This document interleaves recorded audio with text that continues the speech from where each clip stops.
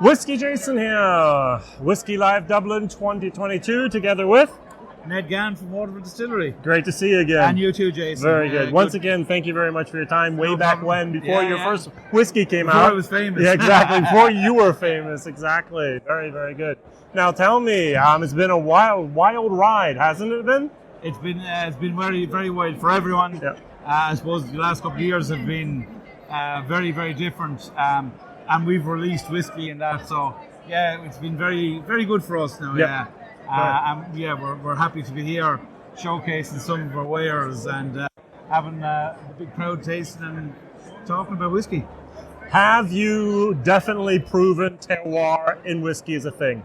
Yes. Without a single second of doubt. We've actually scientifically proven it. So we did a terroir project. Yep.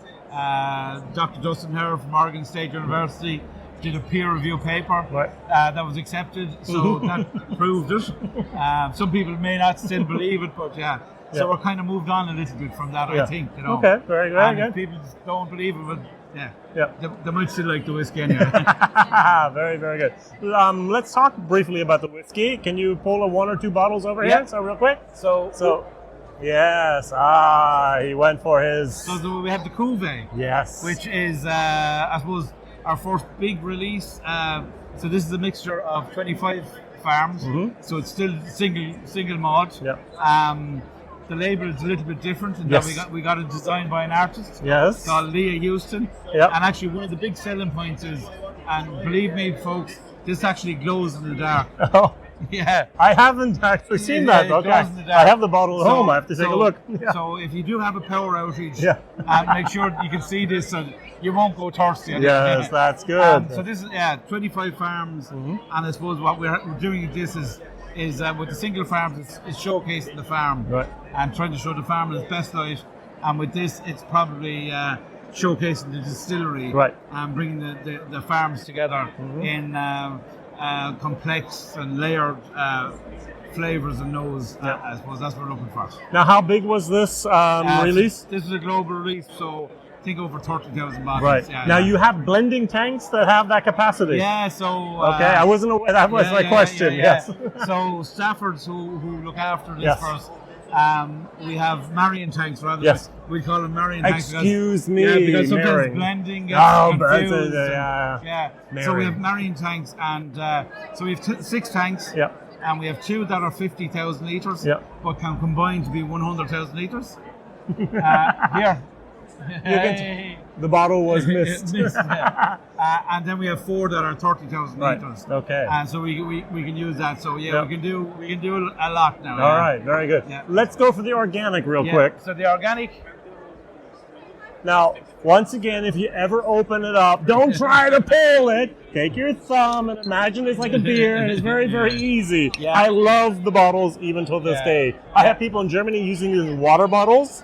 I've had people made LED lights in them. Yeah. I've seen so many up marketing of these bottles. I mean, beautiful design once again. And the one thing, lights seem to be very popular. Yeah. I will say, if you do want to recycle it, goes in the green glass. Yeah, okay, good to know. Good to know. Just to know. But the bottles, I suppose, are very different. Yeah. The reason they're blue, Jason, is because when people see our whiskey... Look at this, Waterford blue, yes. But when people see our whiskey, it's very light because it's natural, there's no caramel. And people see a light whiskey and they say, it's not old enough, it's not good enough. So the blue kind of disguises the colour. Yeah, okay. And also, he said it, not me. Disguises the colour because it shouldn't matter what the colour is. Exactly. When it's natural. On the bottom of the bottle then, embossed on the bottom of the bottle, there's terroir, traceability and transparency. Yes. So for us, we're talking about terroir, but it's also about traceability and transparency. To have true terroir, you need that. Yeah. So we would collect roughly around 8,000 data points. Yeah. Even the sound of the fields. Yeah, even the sound of the fields. And on the back of the bottle then you have the terroir code. Yep. So you put it into the website, it'll give you some of the information. Mm-hmm. I still think we need a help desk for people to ask a little bit, So and we also, it'll tell you the casks that we use and all that as well. Very good. Now, organic, of course, means from organic farms and so on. This was, this is 2.1. 2.1. I haven't seen this one Yes. before. Tell me more. Okay. So this is 2.1. So tell me the system. We have 1.1, we have 1.2, yeah. 3, 4, and then we have 2 point. So 1.1. So the first one is the first Year. Yep. and the 0.1 is the first bottling from that. Yes. So this is 2.1. So this is the second time we did it. Second year and the first bottling from this. Ah. Yep. And have you noticed some differences in the? Yeah, there's differences. All right. Yeah. So the age is similar and the cask breakdown is similar, but there is differences. Yep. Okay. And this is basically what we have with wine, that we can actually have a vintage and go, the 1999 was better than the 2004, and now we can actually say, the 2.1 was better than the 3.1, or vice versa, or different, whatever. Different. And the other thing is, it could be better. But I go back to, do you like coffee? Yeah, exactly. And I don't. I don't either. Everyone's taste is so different and subjective. That's why we'll never say we're making the best whiskey in the world. But for every person, you have the right whiskey, I hope. But that's subjective. What we will say is we're trying to make the most profound whiskey in the world. Oh. Okay, I like that. Profound. Yeah. Now, organic, we understand. You also have the biodynamic here. Oh, yeah. Now, talk about this for a minute, because this is something that okay, now, the first question is, do you believe this? I believe. How long did it take you to believe? Not long at all. Not long at all. Okay, good. The reason I believe, I'm lucky enough, I've met the farmers. Yes. I've been out, but I've tasted the spirit. Yeah. I've tasted the whiskey. And it's very, very different. Yeah, it is. The farming methods are totally different. So it's basically going back to old time farming, and you farm with the lunar calendar. Yep. You make sure the soil is as healthy as possible, and you make sure that the soil the earth is in line with the earth that we're living in. Yes. Which sounds bonkers, but if you'd accept it today in our industrialized next day service, yes. But I think we'll all accept that the tides are affected by the moon. Yeah, exactly. Maybe even we are. Definitely. Yeah. Sometimes. My mom always says, "Oh no, it's a full moon. There's a lunatics this week." That's why we call it Luna. True. I did not actually associate that. Thank you. Moon phase, wow, that's why you have it. Okay. Come on, Jason. I was slow. Forgive me. But it's about making sure the soil is as healthy as possible, and when we're looking at the farmers who are farming this, they know what their soil is, whether it's a water soil, an earth soil, a fire soil, and they need to know how they keep that as healthy and as regenerative as possible. With biodynamics, they don't give it fertilizers or anything like that. So the soil roots will go down about 7 to 9 inches in the barley plant. In conventional and even organics, you're talking about 2 to 3 inches, and because it's being fed and they spread out, so the root goes down a lot deeper, so you get more or much more different characteristics from the soil.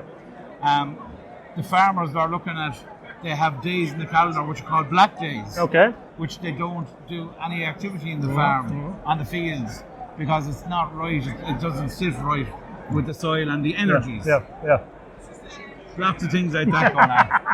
I'm not explaining it very well, but I understand most of what you're saying there. Now, this is not a product that's going to have the best yield.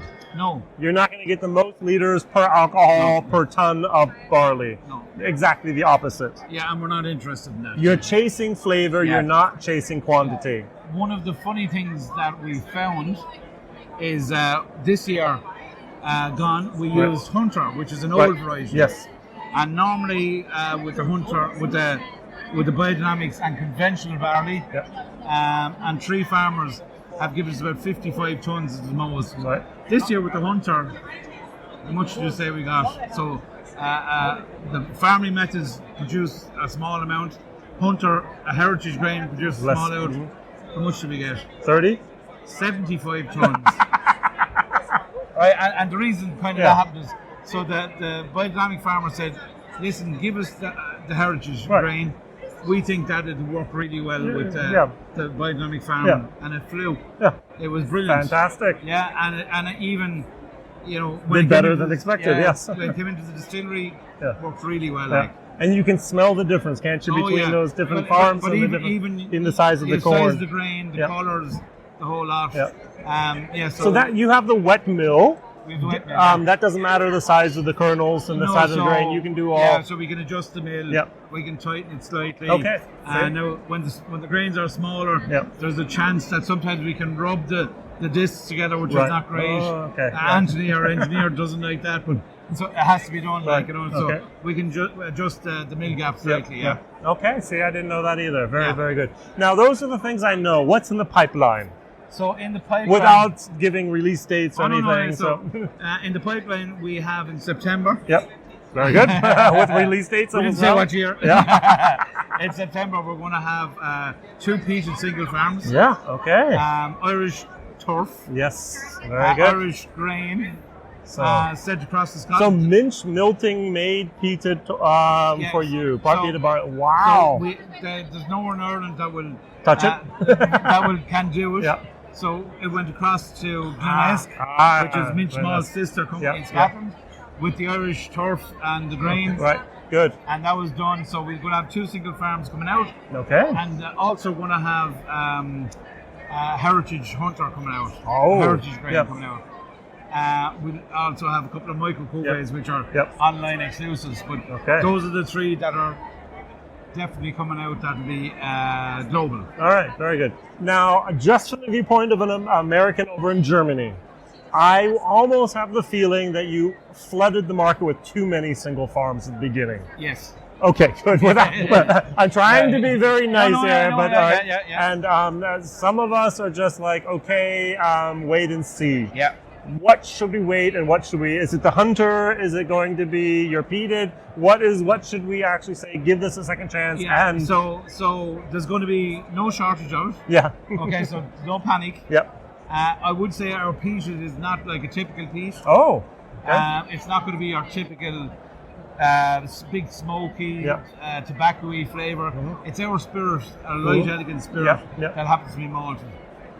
So if you want to try one of the peats or one of the heritages, there's going to be hopefully enough out there. Even in a little bit of time, that there'll be bottles to be got. Okay. So that's the plan. But yes, I'd agree. We went out.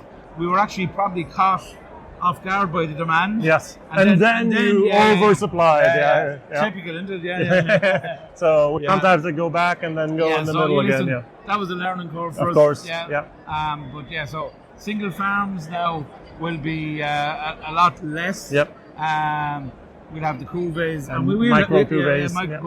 But we will have single farms coming out, and we'll have market exclusive single farms as well. So there might be one going to maybe, I don't know, China, something like that, or maybe Netherlands or wherever, something like that. Yeah. So we will still have those, but they'll be single farm wise a lot less. Yep, that's very good. Interesting times, Waterford. Now, can we as a person visit the distillery? Is it now a guest visitor centre? I think that we're going to have a visitor centre. Right. Okay. We have the distillery. Yes. So about 3 weeks ago we started with the tours. Okay. And Lauren is your tour guide most of the time. Okay. So Monday to Friday, 11 o'clock and 2 o'clock. Okay. If you go onto the website, you can book on there. www.Waterford Whiskey. Without the E. Yeah, okay, very good. Just like this. Yeah, exactly. And the tours are small. Yep. So 15 people. 8. Even smaller. Because I suppose we're not into trying to take the money in. If people are coming, we'd like to want the enthusiasm and get what's happening as well. Sorry, it's okay. There you go, and get the experience. So I suppose that's the thing, Excellent. Well, Ned, thank you very much. All the best for you in the future, and I hope to see you soon. And hopefully we'll be in Germany in the autumn. Very good. Which fair? All the ones you're doing. We're doing a week in Germany, I think, as a road trip. So. Okay, very good, with Kirsch together and so on. Yeah, Kirsch, Very good. So, Thank you. Bye-bye. Sláinte. Sláinte.